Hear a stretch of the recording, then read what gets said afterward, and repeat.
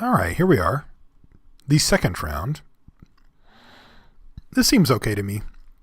This is not a particularly exciting hand, but it seems all right, and we've got our colors, so I think we'll roll with it. There we go. No idea what I'm going to search up with that, but we'll find out. Probably a Void Wielder.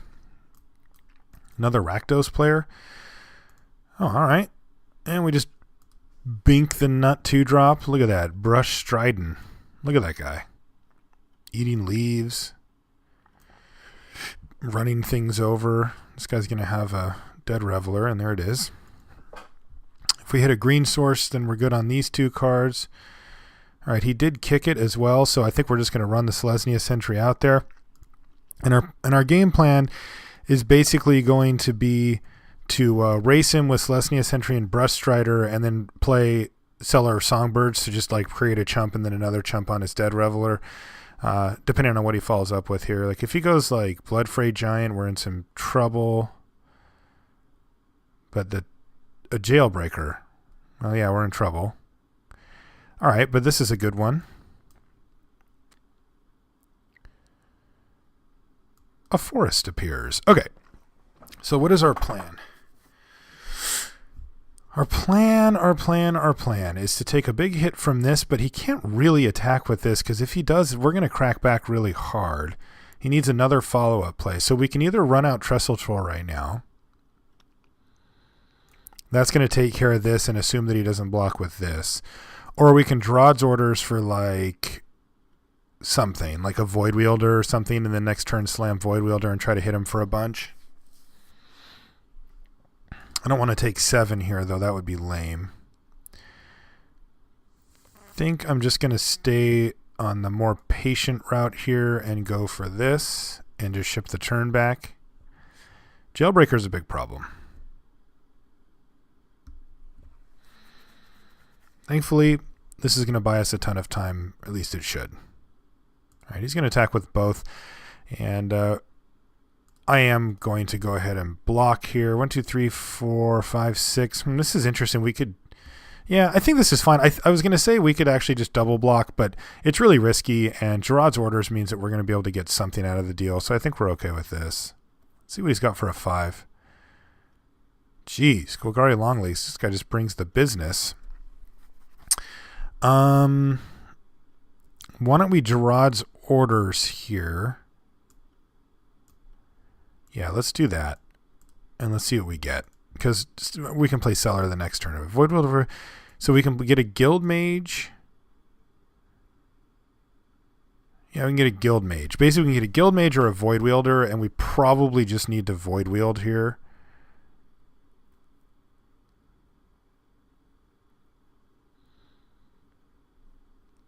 So I'm going to get Void Wielder, and I am going to get Vassal Soul and put that one in my yard because I don't want to draw it. It's that simple. All right, so we're going to take a huge hit here, though, although I think I probably do need to double block this guy, maybe something. Can I take 9 here? I can, but if I double block here and he kills our guy, then how do we ever win? So yeah, I just got to take 9 here. That sucks.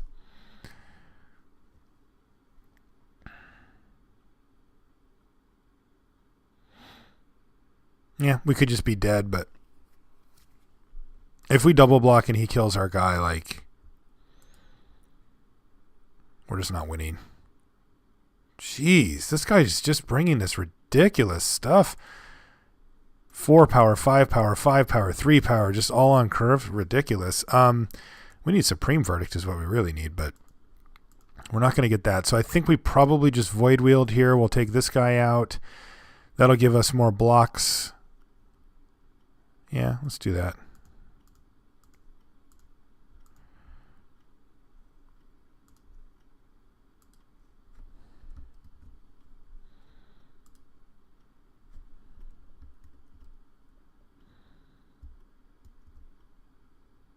I guess I should have attacked with Brush Strider there. He's not training it off and he's taking the damage. So yeah, that was a mistake. I should have attacked.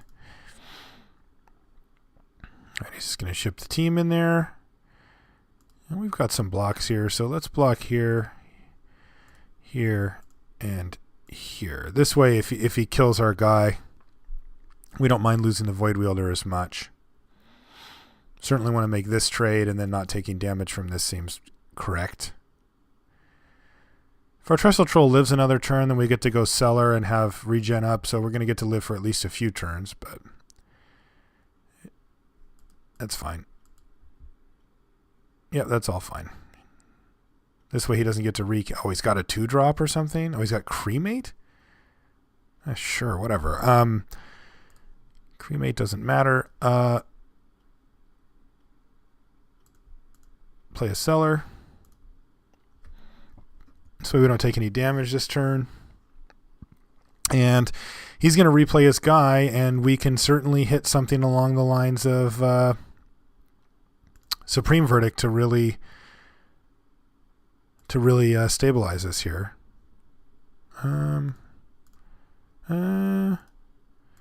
Yeah, I better do it this way. Because if I do draw the Guild Mage, I want to be able to play it and populate.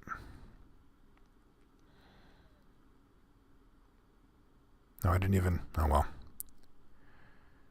All right, so he's going to replay Long Legs, and what do we draw? Something sweet. Ugh. It's not sweet. All right, so we chump block, we go to 1, and we're pretty much dead here, but there are outs in this set, so we'll see.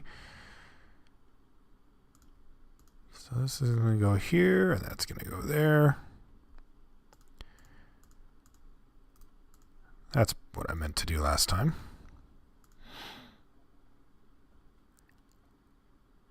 Play dude. Void Wielder. Well, it does keep us alive a turn. Funny enough.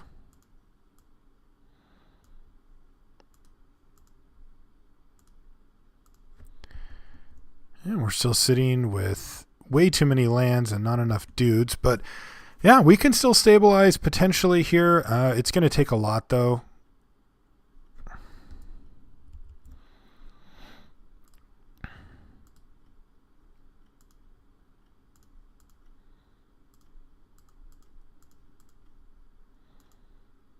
Because this guy lives this way, and we don't actually lose a creature. But like if we draw like our 8/8 or our 5/5 or Courser's Accord or something, then we can potentially live. Like Guildgate does not do it, however. Ugh, that sucks. He's clearly going to attack with all of his guys. He's been doing it every single time. So we're dead. All right. But we flooded. Honestly, like I think that we have like a reasonable shot to win that game, but we didn't really have a chance to, I don't think. Okay, so we're going to bring Swift Justice in.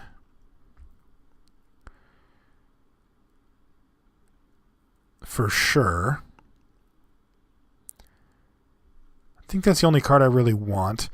What do I not want here? Probably Grizzly Salvage. Like, again, I just don't want to waste my turns doing stuff like that. All right, this is just a mulligan. This is not, although things could get really ugly for us. Although I have to say, like, we have lots of awesome draws in the deck from this point, but it's not the worst card in our deck, but it is not what we want facing down this type of deck. Oh man, don't be a Chainwalker. Yeah, that's fine. That's much better than a Chainwalker. I mean, it's a better card, but it's also just better for us to see that. Because if he wants to make that thing go, he's going to need to put a bunch of mana into it. Okay, or a Pursuit of Flight. So we're going to take 4 here, and then we're going to play Growing Ranks, and then take a hit, and then we're going to play Void Wielder eventually. All right. So let's do that. And then if we draw a land, we're lucky, and if we don't, then we're going to play a Selesnya Sentry.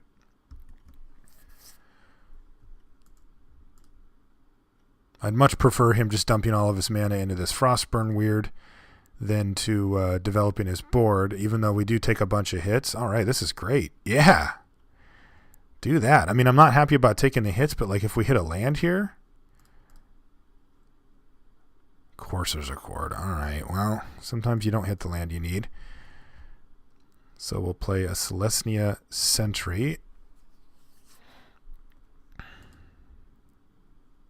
I'm not going to block because I kind of want him to use up his mana again, to be honest. Yeah, he's not going to this time. Now he's going to play a big 5-drop fatty. Yeah, sure. Okay, that was a good draw, I think.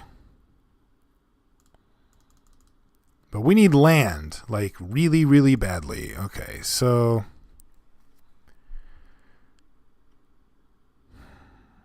what is the play here? If I fog,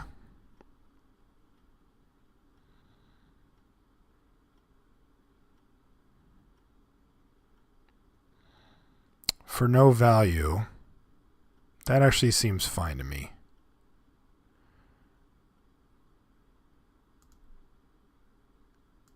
Yeah, I'm just going to fog here.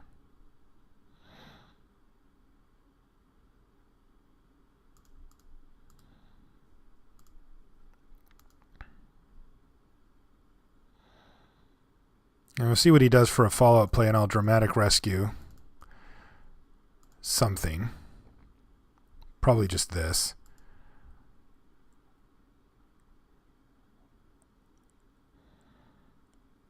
Oh yeah, do nothing. Oh, okay.